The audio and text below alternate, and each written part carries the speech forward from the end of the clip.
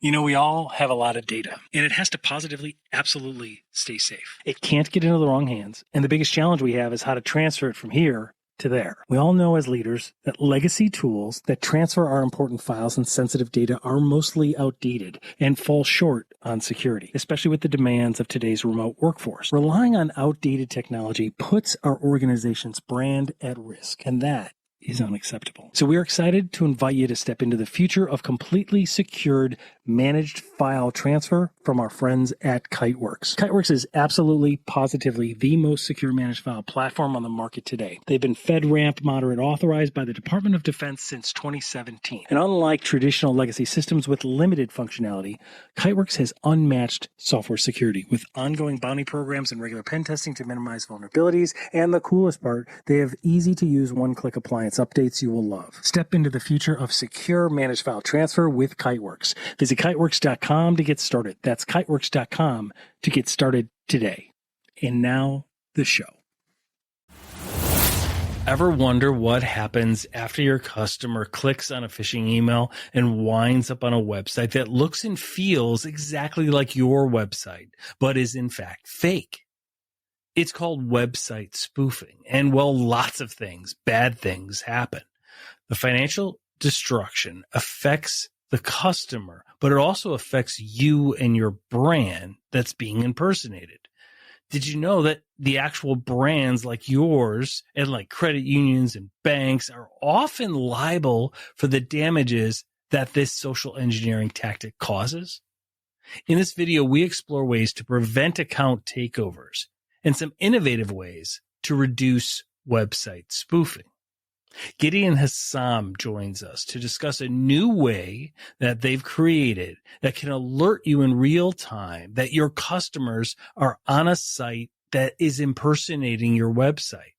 Bottom line, it's excellent for brands, and it's a great way how to reduce cyber risk from website spoofing. So join us behind the scenes.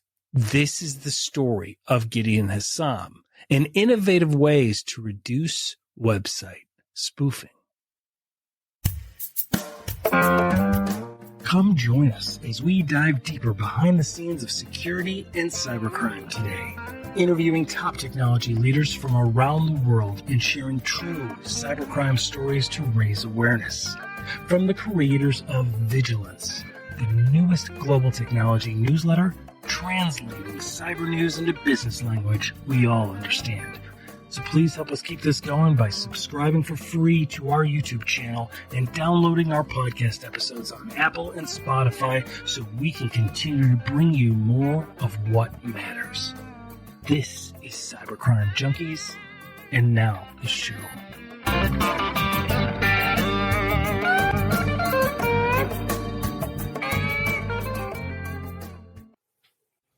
Well, welcome everybody to Cybercrime Junkies. We are here with a really unique conversation about a threat vector that we don't always and routinely talk about. We're joined by co-founder, COO, and CSM at Memsico, and they protect organizations and the organization's brands from the cybercrime threats like brand jacking and website spoofing.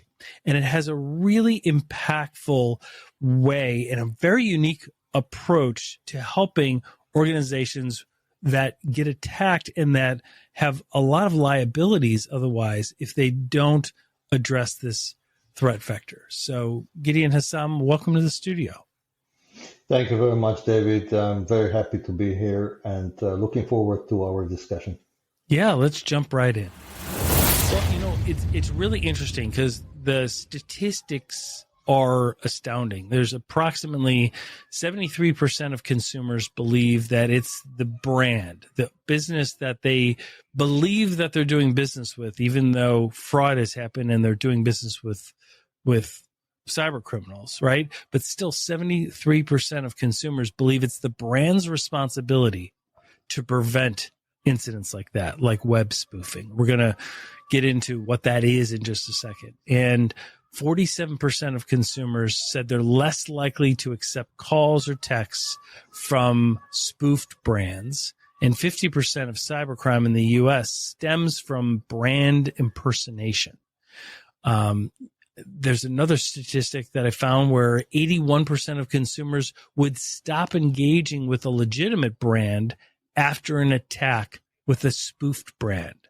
So those are, at the end of the day, what that means is when an organization works very, very hard over decades, sometimes, right? Oftentimes to establish their brand, their online presence, their in-person presence, their in-store presence, whatever it might be. And their brand gets tarnished. Their reputation gets harmed through things called brand jacking, website spoofing. And Memsico is seeking to help those organizations. So let's define terms, if you don't mind. So what is website spoofing? Just if you can explain that. And then I want everybody to hear kind of your origin story and how you got started in this. Yeah. All right. Before I'm jumping into the website spoofing and terms, let me just say, or maybe react to the statistic that you share with us. So basically, let's say the common denominator of all this is basically digital trust, right? And this is the issue practically. Because when it comes on the digital world, if you don't trust things like text message, if you don't trust your email, or you don't trust the brand that you associate with, then we have a problem. And this problem is getting more and more, I would say, severe, especially since COVID came to the world. Because at that time, up until COVID, people used to get to the car, drive to the office, work from the office, and so on. But since COVID came to the world, things have, been changed, and we were required to work remotely. Right. And this opens huge opportunity for the bad actors, because now everything need to be accessible remote. Even the internal system, the internal application of the organization, they need to be opened to the internet for remote access. So that was basically the main trigger. And ever since, the entire world got used to work hybrid, and people not really going to the office every day now. So this is becoming kind of an epidemic issue in a way that, for the bad actors, this is a great, great opportunity to exploit, to compromise, and trick people, especially for account takeover. So going back to your questions regarding spoofing and how this impacts businesses. So spoofing it's a kind of a general term for, impersonation, because if I can impersonate your website, I'm spoofing your site. Now, there are different techniques how to do this, right? One of the techniques is that I simply going to clone your site, okay? Cloning your site, having kind of a snapshot of a page, HTML page, or the entire site on my machine now. This is a clone. So I took a snapshot. I have a copy now. I can maybe, customize this, change a few things, and publish this as a phishing attack. Right. There are tools that do this online, because as opposed to cloning, maybe I did a clone a month ago and I have a copy on my machine that I'm using now. But there are spoofing tools that doing this action on the fly.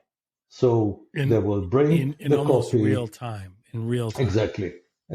So and they will do this on the dark web. Exactly. Yeah. So not only that, we tend to think that it was kind of a professional job for hackers to do. But nowadays, there are kits, phishing kits that you can obtain on the different dark web, darknet, or others that allows you basically in a click on a button to generate a phishing attack on any brand you want. And Right. basically what it does, this kit is doing everything I said, but automatically. It will replicate the website. It will strip out things, change few things, and it's up and running. So in this scenario, you have ABC Company and ABC.com, and somebody else is making something that looks exactly like ABC.com. They're going to send out hundreds of thousands of emails with the skill of enticing people through threat or loss aversion, meaning if you don't do this, something bad is going to happen, with a sense of urgency.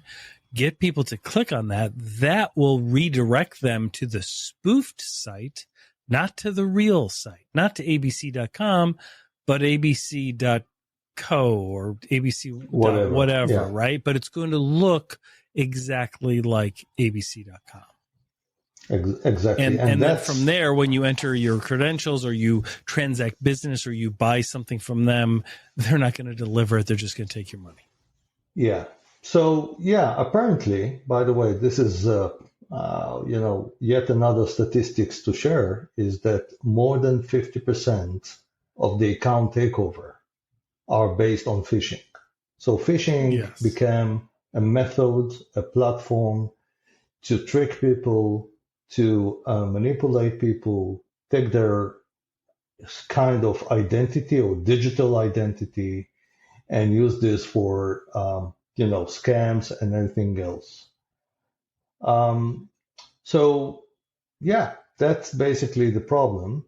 Now, there are solutions in the market to deal with this. So let me, David, with your permission, maybe I'll jump to what is it out there today to deal with this. Okay? Yeah, please. And what will make the difference with Memsico in place. Let's talk about the life cycle of website impersonation attack. Okay.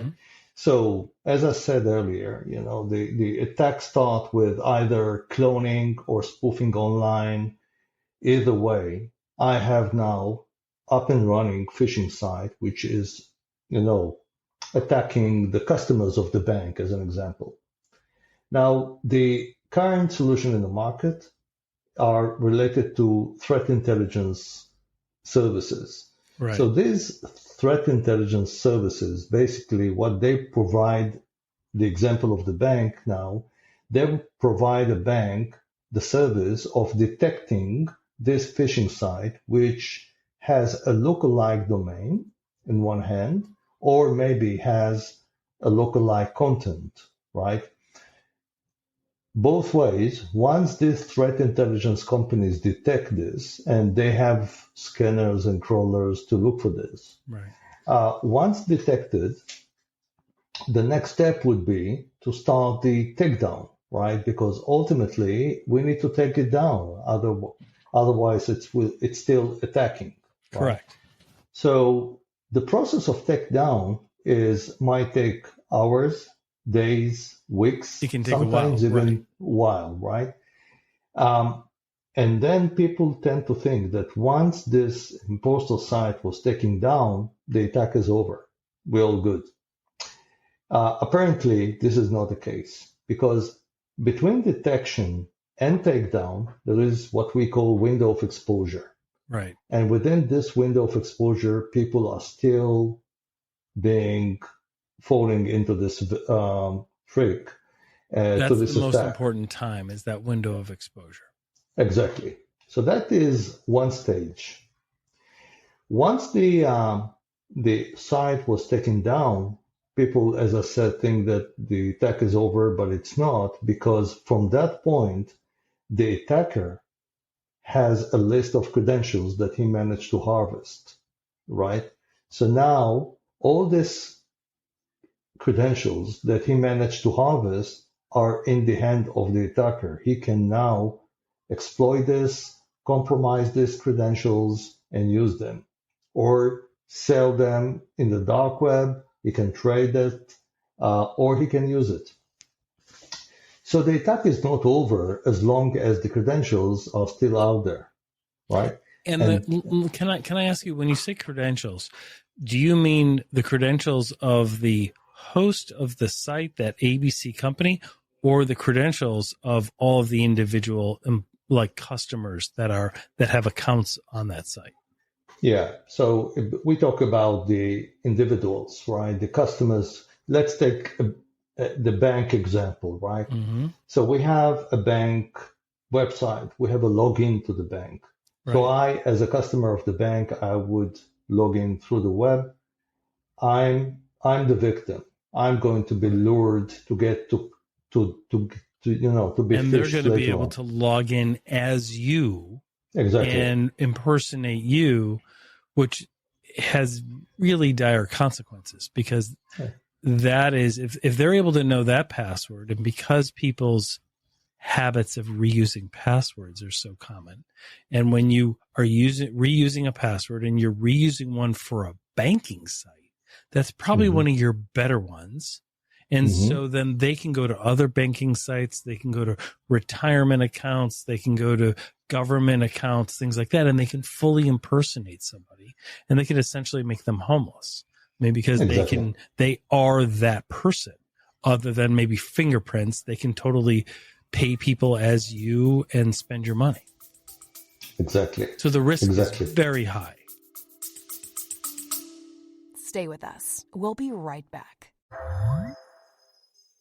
You know, we all have a lot of data, and it has to positively, absolutely stay safe. It can't get into the wrong hands, and the biggest challenge we have is how to transfer it from here to there. We all know as leaders that legacy tools that transfer our important files and sensitive data are mostly outdated and fall short on security, especially with the demands of today's remote workforce. Relying on outdated technology puts our organization's brand at risk, and that is unacceptable. So we are excited to invite you to step into the future of completely secured managed file transfer from our friends at Kiteworks. Kiteworks is absolutely, positively the most secure managed file platform on the market today. They've been FedRAMP moderate authorized by the Department of Defense since 2017. And unlike traditional legacy systems with limited functionality, Kiteworks has unmatched software security with ongoing bounty programs and regular pen testing to minimize vulnerabilities. And the coolest part, they have easy to use one-click appliance updates you will love. Step into the future of secure managed file transfer with Kiteworks. Visit kiteworks.com to get started. That's kiteworks.com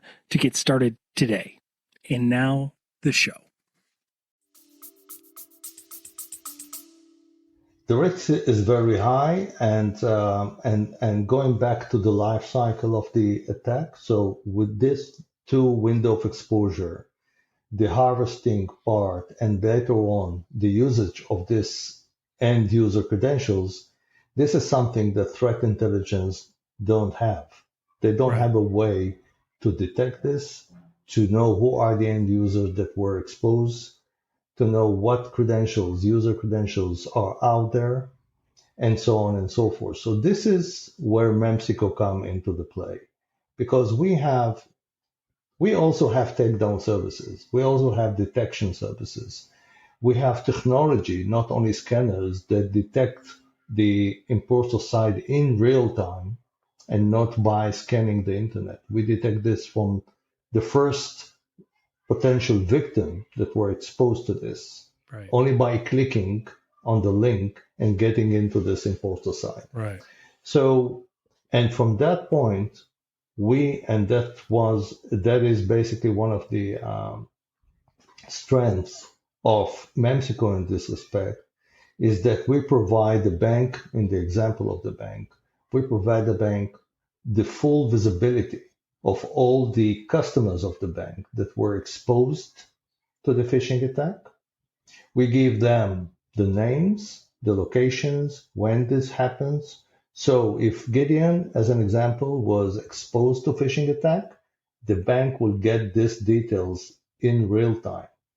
So this allows the bank, once they know this in real time, that Gideon is in a higher risk than before because he was exposed now. And the bank can take action immediately. They can block my account, they can stop my credit cards, they can do many things just because knowing that I was now turned to a higher risk score than before. So that's one part. So it actually has even some longer term effects that can be put in play that can, because of that overall risk score, the bank can take additional steps, or the Exactly. ABC company. Now that you brought up banks, let me ask you, banks have specific FFIEC and certain other regulatory, depending on where they're located and where they're getting their funds clearly. Is this a tool that meets the financial institution compliance requirements, meaning there's also the reporting of it that's provided to bank ISOs or information security officers, things like that? Yeah.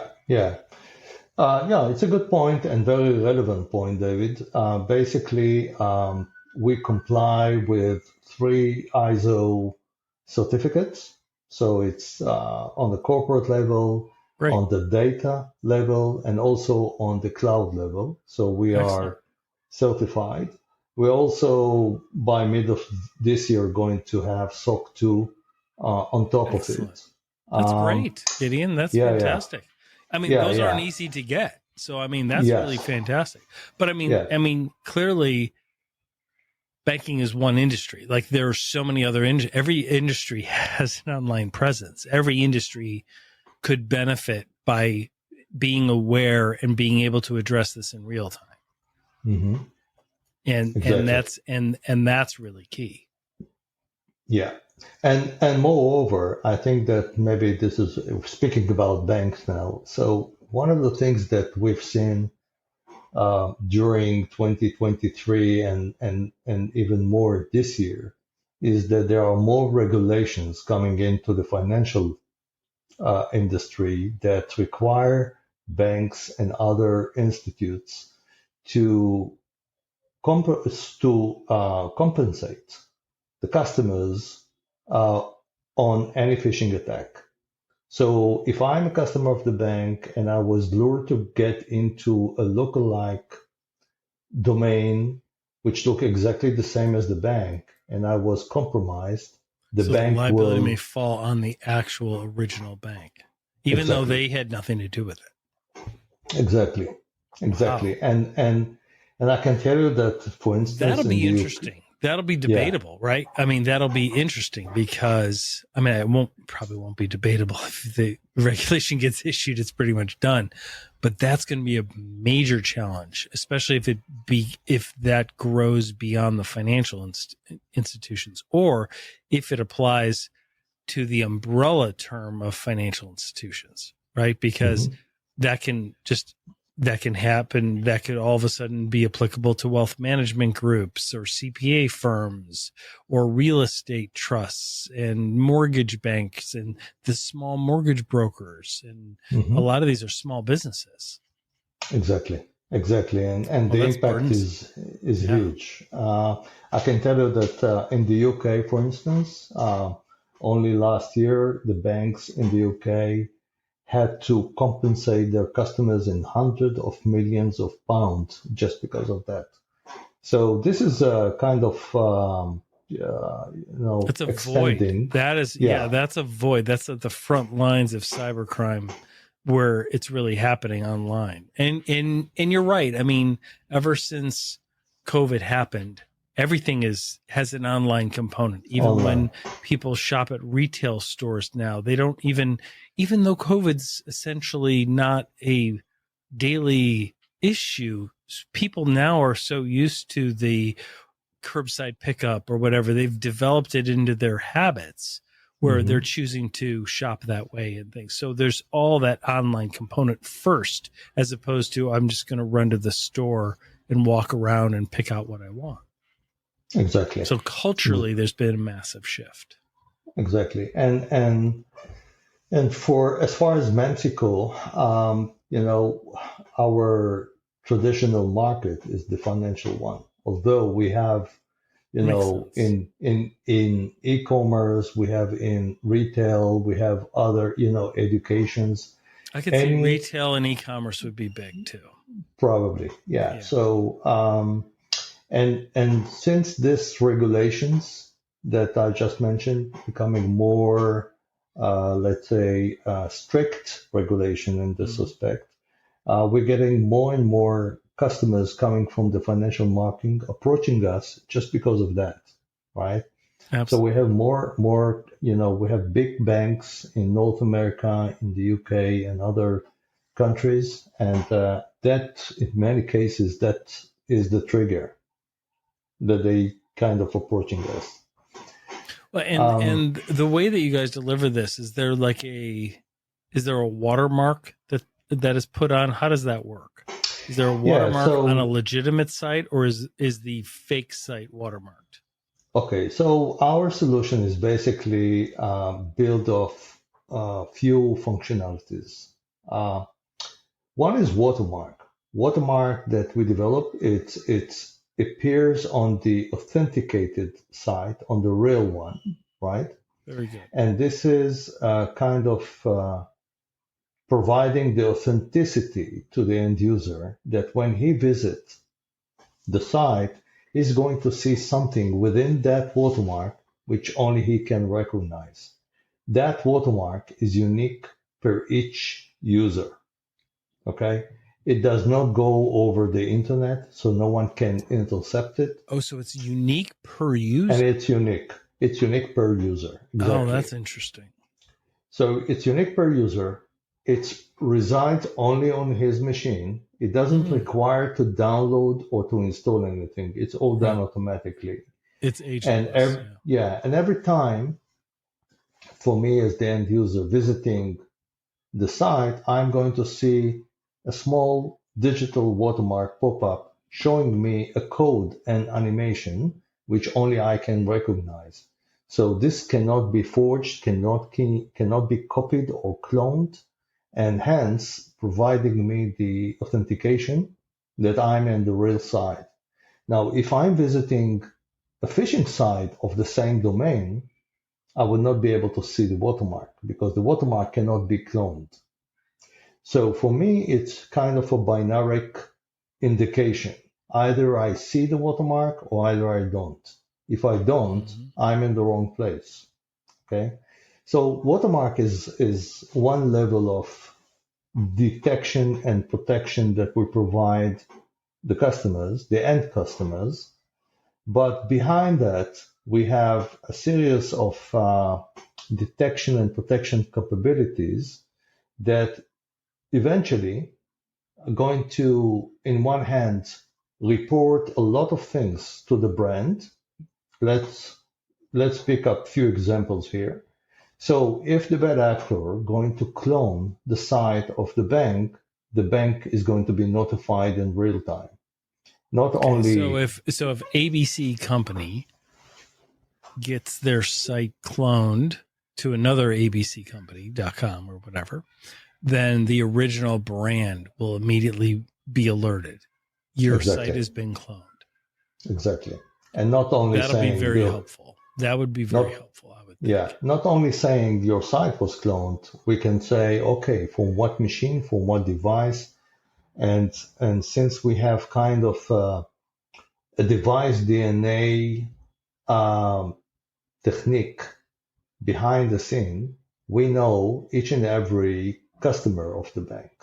So if this is the fraudster who is going to make that clone, we will be able to distinguish between the legit user and the bad guy. So this is one type of alert. If someone is going just to investigate the website of the bank, just investigating, we will detect this as well and provide this information to the bank. So we covered investigation, we cover cloning. Now let's move on next. Next is spoofing. So if the bad actor are going to create a real and publish imposter site of the bank, we will detect this as well in real time. But at this point, and that's the interesting part, at this point we will also discover all the end customers that were exposed to the phishing attack. So now how does it walk me through that. So you're telling me that if 10,000 of ABC Bank customers are phished and several of them have gone to this site, let's say 100 of them have gone to this site, you will be able to tell the bank these 100 went to the site. Exactly. Okay. And not only say this kind of after the fact, we detect this in real time. No, immediately. So, right. Like 100 people have gone to the site in the last 20 minutes, right? Exactly. Check this out. Okay. Exactly. So the bank can not only be alerted that their site was spoofed, but that these customers that they know now to connect to, they can reach out to them proactively and tell them that the site that you're on, you might still be on it. The site that you're on is not good. Yeah. So we have here a little bit of advanced technology as well. So the bank will not need to call the customer to say that, because we're going to alert the customer on the screen in real time. He's going to get without having an agent on the customer's. Without having an agent. Okay. Walk us through that, please. So what does a customer say? I don't need to know the technology behind it, but tell me what the customer experience is. So the customer experience would be that he's visiting an impersonation site of the bank. Mm-hmm. Once he click on the link and he opened this on his browser, he's going to be alerted immediately with a red alert on the screen telling him, hey, watch your warning message. This is an impersonation site. Kind of stay away. You're not in the real bank here. At the same time, that is really helpful. That was really impactful. Yeah. On the same time, when this is happening, the bank will get this alert as well and tell, yeah, we know that David was exposed now. David also saw the red alert. So we gave the bank the indication that you also were alerted. Excellent. And that's all done in real time. And does that feed into the bank's SOC or the Security Operations Center? Does it feed into the bank's MSSP? Let's say they have an outsourced SOC. Yeah. So both options apply. It all depends on what the bank is doing, basically. Exactly. So we have our own dashboard, right? And the bank can use its own, SIEM system if we want, and we can inject the alerts from our system to their system. So we have all options. So the logs can just feed right into the SIM that the SOC is doing, or if not, let's say it's a community bank and they might not have SIM or whatever, then they can still use your dashboard. Yeah, exactly. But moreover, David, the one of the interesting thing here is that if we speak about integration, we also have an API, right? And this API basically allows the bank. We're still kind of using the bank as an example, but this applies to any organization. Sure, of course. So this API basically injects some of the data or the relevant data directly to the risk and fraud system of the bank, right? So we feed this information in real time. So they know David was exposed to a phishing attack. David is in high risk. The backend system of the bank, the risk and fraud system are up to date now with this information, and they can take action immediately. They can say, okay, we freeze your account and we give you a call, say, we know for sure that you were exposed, right? Right. We don't know for sure if you were compromised, but we're taking some precautions here, and proactively we're doing this and that. Okay. So, by the way, this is a real use case. We have banks that using this in real time, and we have this integration with the risk and fraud, and it's working very well. So let's back up a second. So when was Memsico founded, and how did you? I know when you were young boy, you didn't grow up thinking this is what I'm going to do. Like, I'm going to create something that will help banks detect fraud websites, because I can't believe I'm in cybersecurity, because when I was growing up, it wasn't even a thing. It didn't even exist, really. So how did your origin story happen? Like, how did you first get into technology and then discover a passion for this? Yeah. So good question. Basically, if we're looking at the management of Memsico, so we are basically 4 founders that founded Memsico 3 years ago. But this group of 4 founders, we've been working together for nearly, I believe, more than 30 years now. So, so we all technologists. We all came from, computing institutions at the beginning.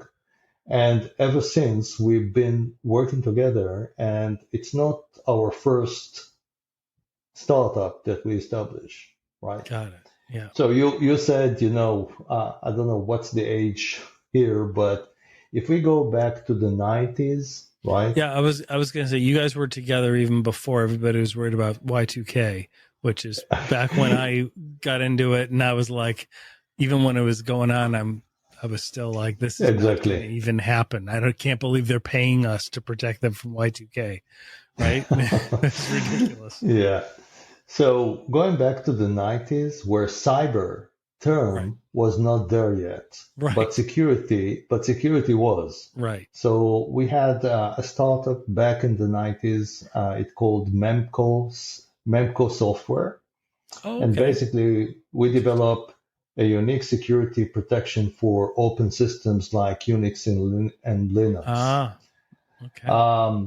To make the long story short, it was great success, and eventually Computer Associate acquired us for big money.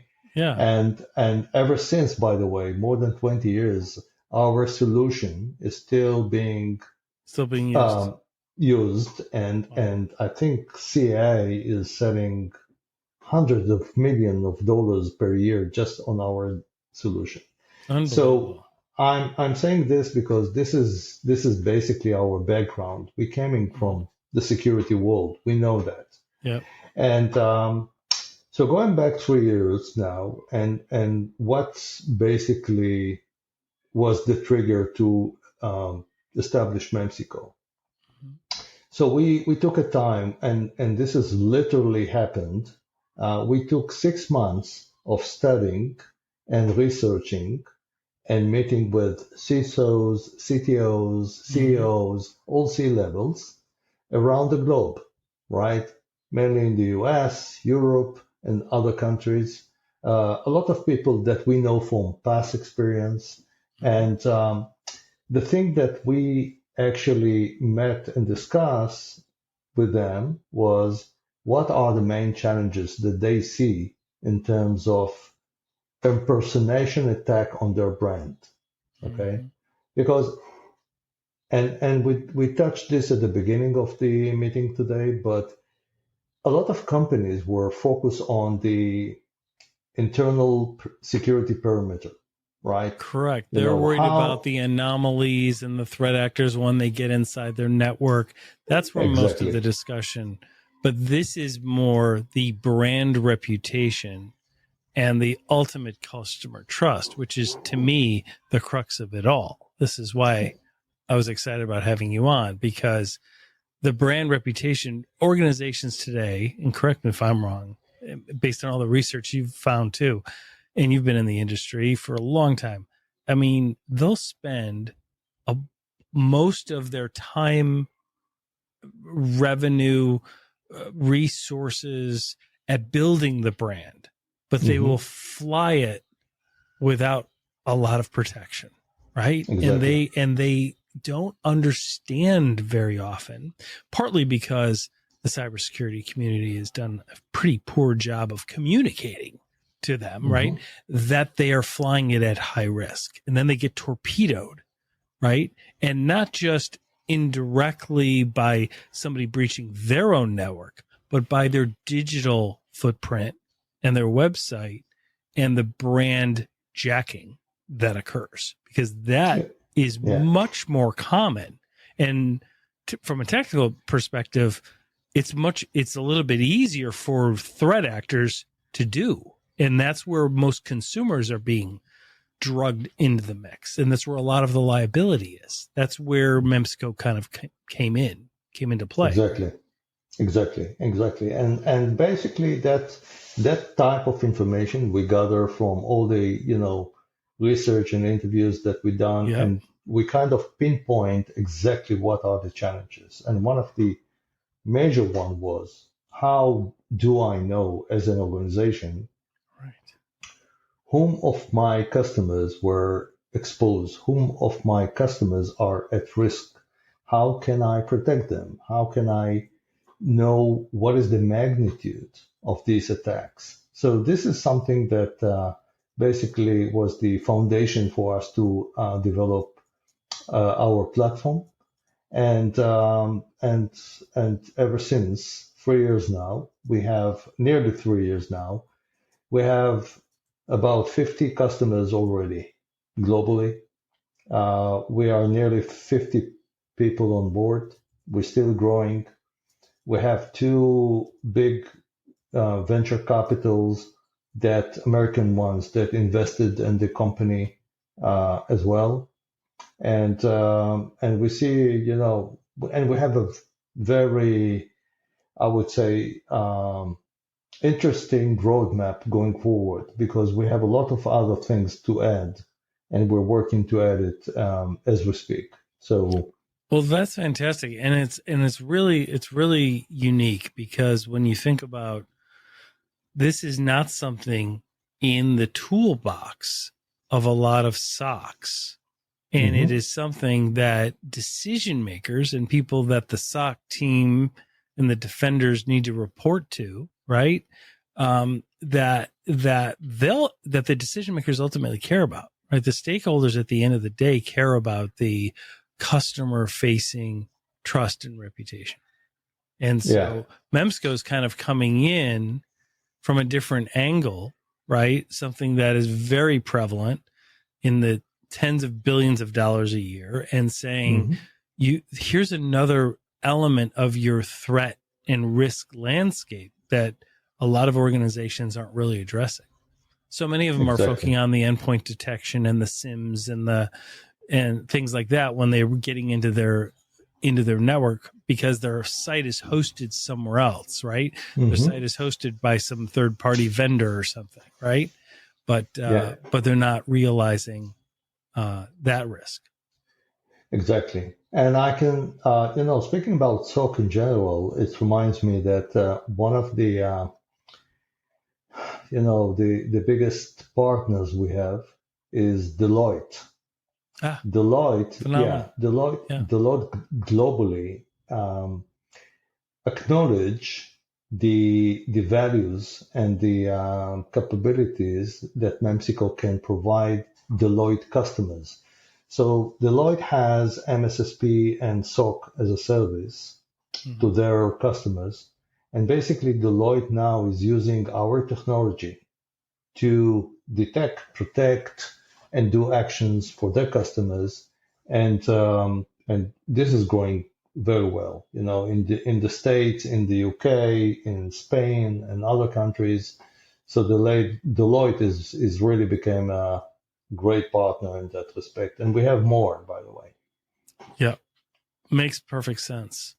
And I could see you going through and Memsico going through various channels as well, like through the MSSP channels, because I could see MSPs and MSSPs needing this to add to their toolbox of what they can offer customers.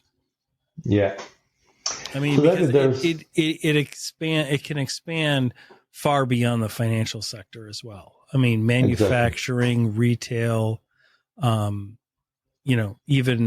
even small businesses could use elements of this, right? Platforms like this.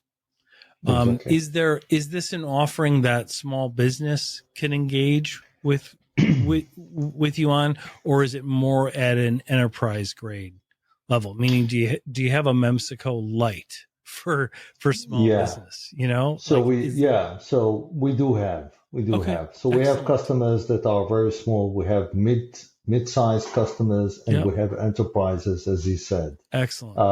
Because the solution is there for anyone. You can be Right. a small business, but you can be very vulnerable or very targeted. Oh yeah. And And that because can of that, totally destroy them.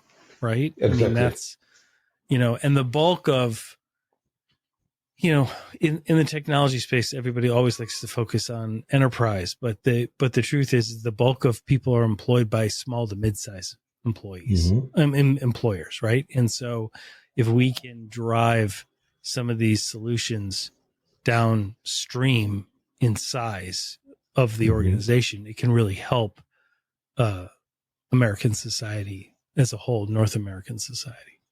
Exactly. So that's really good. This was really helpful.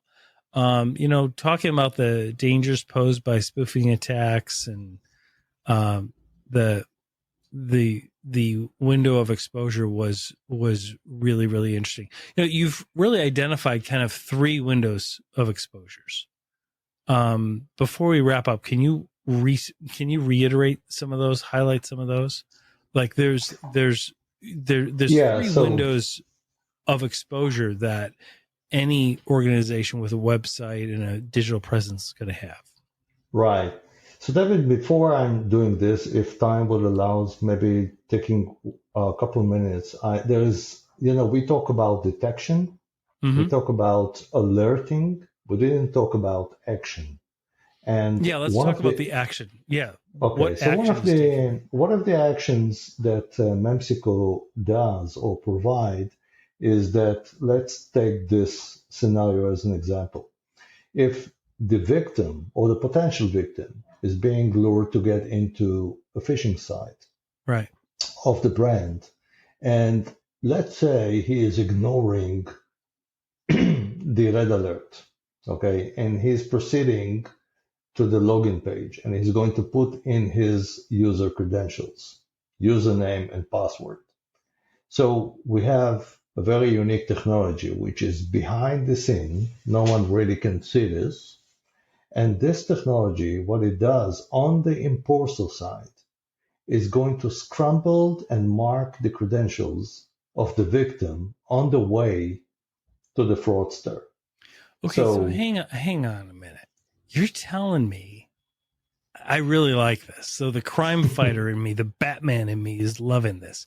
So you're telling me on the fraudster's site, on the cybercriminal's spoofed site, you have Mrs. Buttermaker. She's ignoring the red alert because her kid sometimes games on her computer and she's working from home and she's like, it's probably something Johnny did, whatever. And she still proceeds to put her credentials in.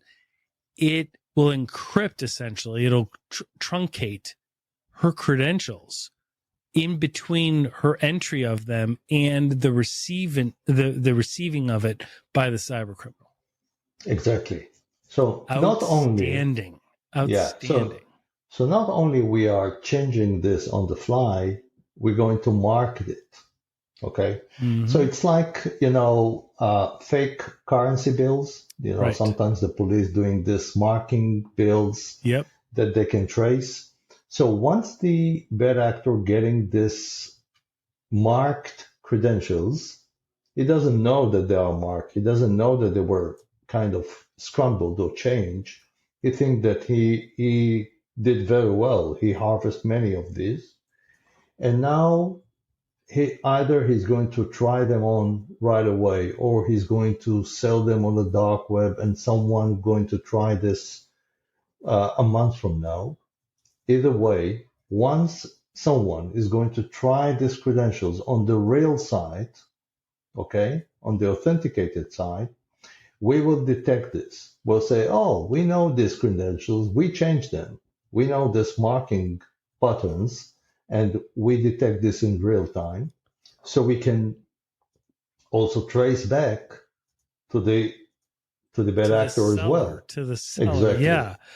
So you even mark the faked credentials the truncated credentials, the encrypted credentials, the changed credentials, so that later, if they're sold, you can track them. Exactly.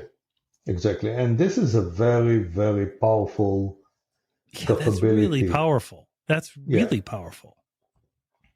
And basically, we protect the victim even without him knowing that we did it behind the scene, right? So the bank is going to get all the this hacker doesn't even the threat actor doesn't even know it. Exactly. And time will not allow us, but obviously we have more functionalities, more capabilities other than that one. But that's interesting. Look, I mean, every technology has features and benefits, and those are great and everything. But that's really powerful because it is a cause for wanting to have this involved in your overall risk management, in your overall cyber information plan, right? I mean, this is really, really key. Exactly. Are you in this space? Are there larger brands that have something similar? Are you guys competing against, coming up against the, I don't know who would be in this space. I don't know if CrowdStrike or SentinelOne or any of those are in this space. So the answer is no. We are unique. Lucky you, because this is the first time I've heard of this. So this is that's why I was like, I probably don't know, but that's why I wanted to ask. No, we're unique. We have some patent registered as well. So we have, take the digital watermark as an example. This is unique to us. And we have a patent filed for this, and we have more. So this is really exciting, really promising, and going to the point of, wrapping up the cycle. So remember that, detection, this is one part. Protection, this is another part. And providing action is the third part. So this is the let's say if we look at Memsico platform, this is what we cover: detection, protection, and action. But remember that in the life cycle of any attack, there are window of exposures that are not covered, and this is exactly what Memsico provides. The protection on the end user in real time, no matter what. So I can tell you without disclosing, obviously, the name, but one of the banks that using us already stated that they saving a bit more than $1 million a month since they start using us, because they stop compensating customers just because of that. Right. Because it stops it. Exactly. Oh, that's fantastic. That's really interesting. It's such a unique approach to the threat landscape. Exactly. That's very good. That's really interesting. Yeah. And account takeovers. I mean, let me ask you this. Does this do anything? And it's fine if it's not, maybe it's not designed for it. Like it doesn't solve every threat, window, but does it, how does the, on the dark web, which, by the way, is right there, right? Like, it's like if anybody's interested in, the dark web is really mysterious. No, it's just on a computer right there that I'm pointing at. It's behind you. Yeah. Yeah. It's behind me. Like if anybody can access the dark web on there's all these marketplaces, and they sell, ATM cards, fake credit cards, things like that. If somebody gets a ATM card and tries to use it, or somebody's credit card, does Memsico get involved in any of that protection, or is it not designed for that?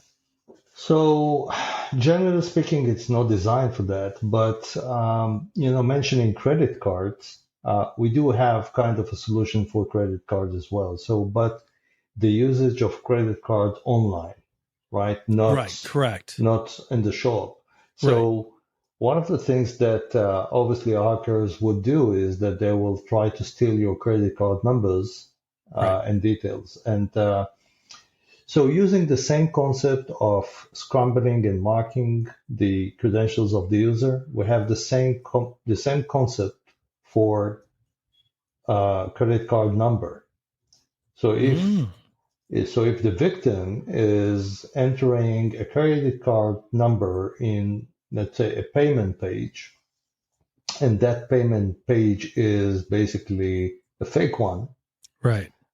We will do the same action behind the scene. We're going to scramble and change and mark, and this is, by the way, it's a bit more complicated because you need to keep a very there is a format for credit card numbers that you need to keep using all the time.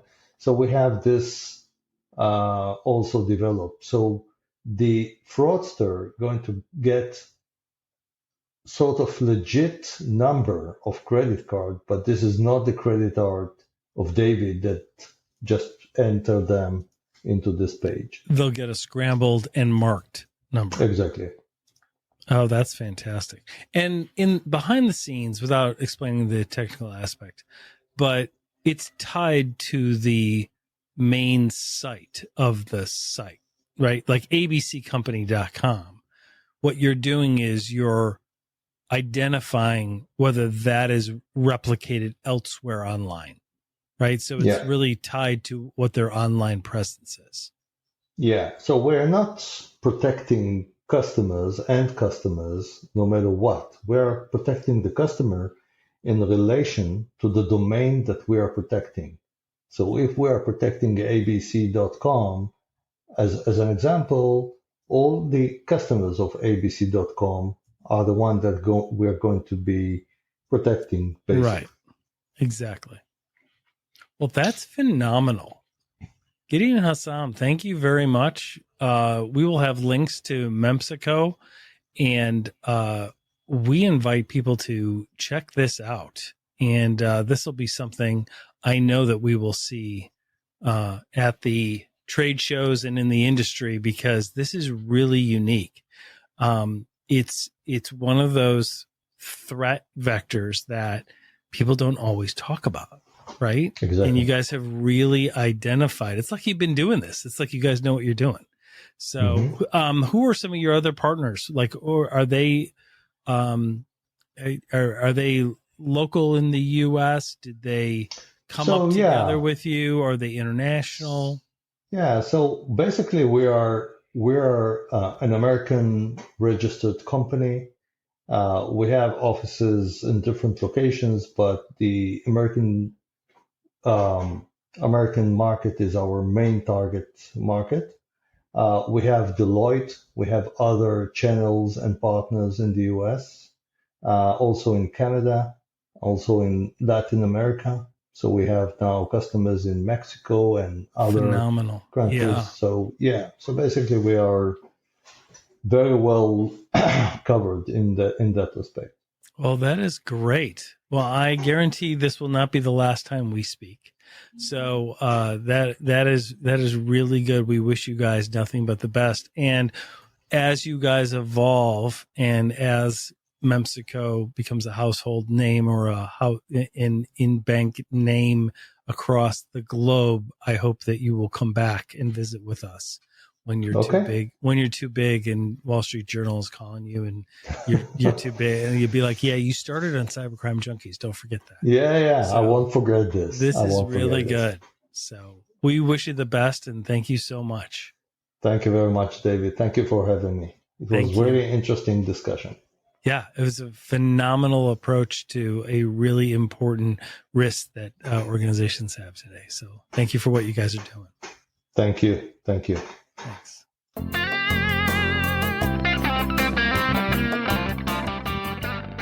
Well, that wraps this up. Thanks for joining, everybody. Hope you got value out of digging deeper behind the scenes of security and cybercrime today.